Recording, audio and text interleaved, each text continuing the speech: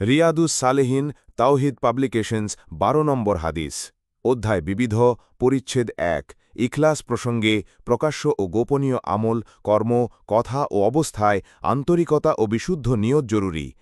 আবুল আব্বাস আবদুল্লাহ ইবনু আব্বাস ইবনু আব্দুল মুত্তালেব রাদিয়াল্লাহু আনহুমা থেকে বর্ণিত রাসূলুল্লাহ সাল্লাল্লাহু আলাইহি ওয়াসাল্লাম তার বরকতময় মহান প্রভু থেকে বর্ণনা করেছেন যে তিনি বলেন নিশ্চয়ই আল্লাহ পুণ্যসমূহ ও পাপসমূহ লিখে দিয়েছেন অতপর তিনি তার ব্যাখ্যাও করে দিয়েছেন যে ব্যক্তি কোনো নেকি করার সংকল্প করে কিন্তু সে তা কর্মে বাস্তবায়িত করতে পারে না আল্লাহ তাবারাকা ওয়া তাআলা তার জন্য কেবল নিয়ত করার বিনিময়ে একটি পূর্ণ নেকি লিখে দেন আর সে যদি সংকল্প করার পর কাজটি করে ফেলে তাহলে আল্লাহ তার বিনিময়ে ১০ থেকে ৭০০ গুণ বরং তার চেয়েও অনেক গুণ নেকি লিখে দেন পক্ষান্তরে যদি সে একটি পাপ করার সংকল্প করে কিন্তু সে তা কর্মে বাস্তবায়িত না করে তাহলে আল্লাহ তাআলা তার নিকট একটি পূর্ণ নেকি হিসাবে লিখে দেন আর সে যদি সংকল্প করার পর ওই পাপ কাজ করে ফেলে তাহলে আল্লাহ মাত্র একটি পাপ লিপিবদ্ধ করেন